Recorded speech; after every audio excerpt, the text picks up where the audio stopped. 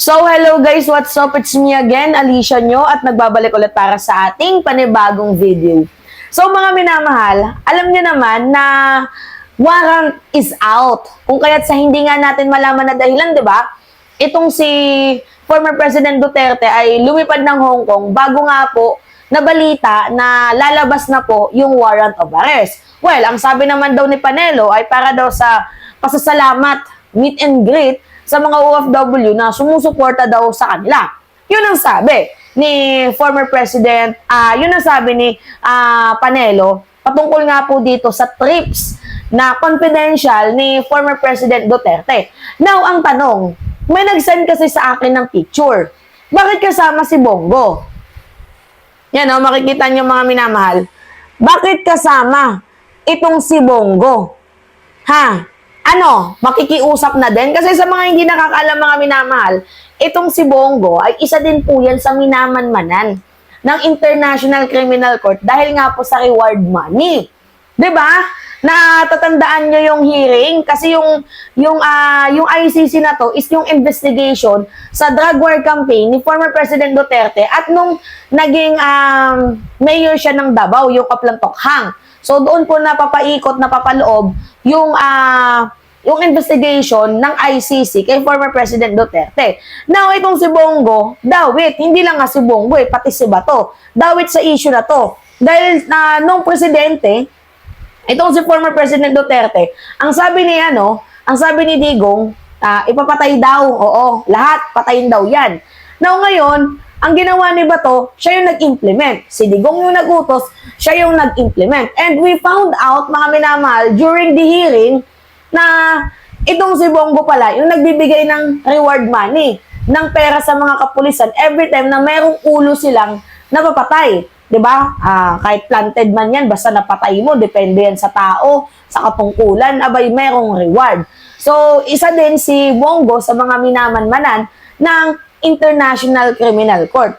Kaya hindi na sa akin bago, may nag-send sa akin ng picture kaya hindi na sa akin bago kung itong si Bongo, mga minamahal, ay kasama ni former President Duterte dito nga po sa Hong Kong. Oo.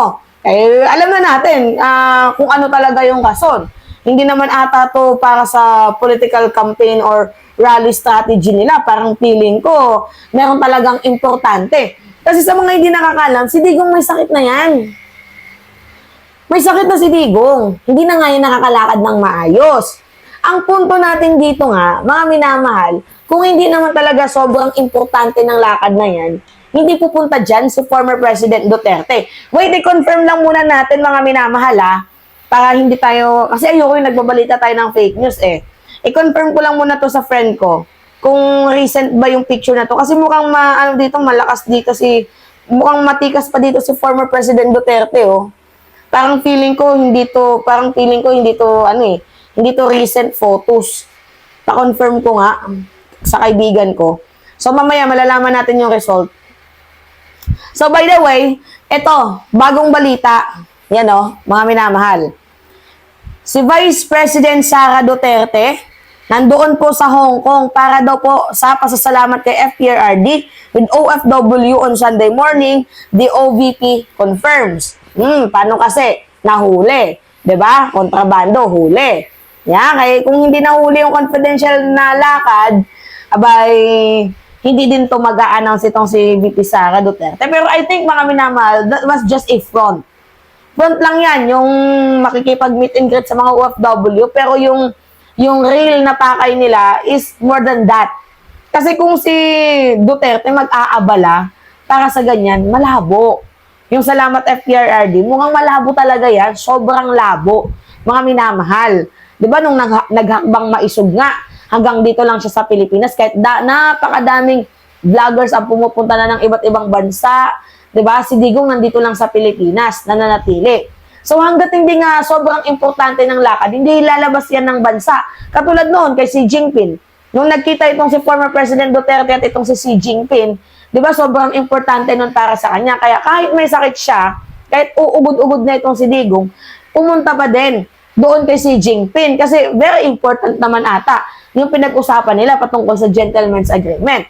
And kung nakipag-meet lang, itong si Digong sa mga OFW, kagaya nga ng sabi ko sa inyo, bakit walang announcement?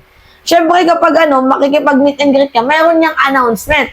Not unless confidential yung lakad mo. 'Di ba? So para pagmukain, mga minamahal na para sa meet and greet lang yung pinunta ni FPRRD, sumunod itong si Vice President Sara Duterte. Alam nyo kasi yung ugali ni Digong, parang mapagpanggap lang yan eh.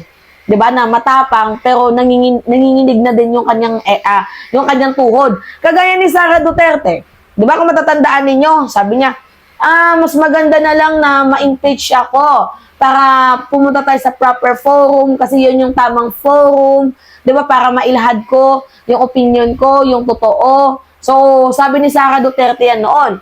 Pag na-receive niya daw yung article of impeachment, dadalo daw siya, mga minamahal, doon sa impeachment trial. Kasi yun daw po yung perfect forum.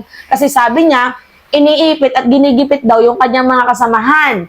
So ngayon, nung na-impeach itong si Sara Duterte, biglang nagbago ang kanyang statement. Mukhang malabo na daw siyang dumalo. Kasi mukhang hindi naman daw siya kailangan.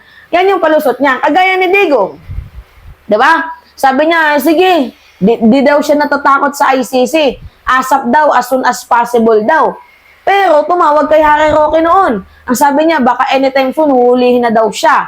'Di ba? Tapos ngayon, 2 weeks na pala, sa mga hindi nakakalam, 2 weeks na pala ang bali-balita na aarestuhin itong si former President Duterte. Pero yung pag-aresto, mga minamahal, is yung parang planong arestuhin itong si Digong, yung confidential na pag-arrest. Diba yung parang masyashock na lang siya. Kaso ang nangyari, nakarating sa kampo ni former President Duterte yung balita. Kaya bago pa man lumabas yung warrant of arrest, abay, nauna na siya. Oo. Prevention is better than cure. Diba? Yun yung sabi sa kasabihan. Prevention is better than cure. So ngayon, inunahan na ni Digong. Siya na yung nauna lumipad ng bansa. Para saan? Hindi natin alam. Para humingi ng tulong kay Xi Jinping, para magpalinis ng kanyang kaso, para, diba, para doon na tumira, hindi na babalik. Diba? We do not know lang, mga minamahal. Okay, nag-message na yung kasama ko. Yung picture daw po nila neto sa Hong Kong, mga minamahal, is matagal na daw po. 3 years ago or 4 years ago. Yan sabi ng kaibigan ko. So, yung sa nag-send sa akin ito, ay naku, ano ba naman yan? Alam nyo naman na ayaw natin ng fake news, di ba? Pero yung punto natin dito, mga minamahal, malay ba natin? Baka kasama talaga itong si Bongo. Hindi lang natin alam, di ba? Baka din si Bato kasama din. Kung sakali. Kung magsama-sama yung mga yan, alams na. Baka sumunod. Sumunod mamaya. O sumunod bukas. Di ba, mga minamahal?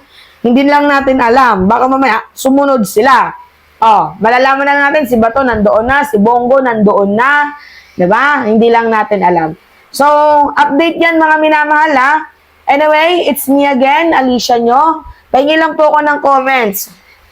Mahalaga yung comments nyo, mga minamahal. Likes and share.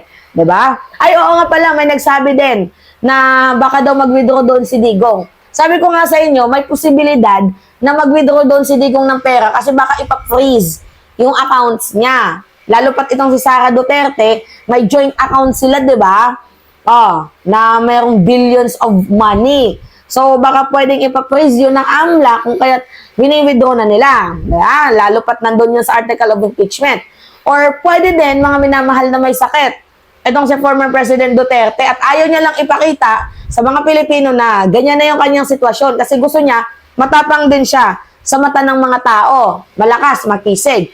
Pwedeng ganon. Or pwede nga na meron siyang isplok kay Xi Jinping. Diba? Patungkol sa nangyayari sa ating bayan, lalo pati si Sara Duterte ay natanggal sa Security Council. Madaming reason. Pero yung sa ICC, mostly probably 80%. Para sa akin, 80%, mga minamahal. So, yun po. So, antabay lang tayo sa mga next na balita kasi wala pa din namang confirmation ang International Criminal Court. But according to the source, Rappler, mga minamahal, ay lumabas na daw yung warrant of arrest. So anyway, yun lamang po, mga minamahal. Anong ulit sasabihin ko? It's me again, Alicia nyo. Comments, mga minamahal. Likes and subscribe, and share. Yun lang, ingat mga kababayan.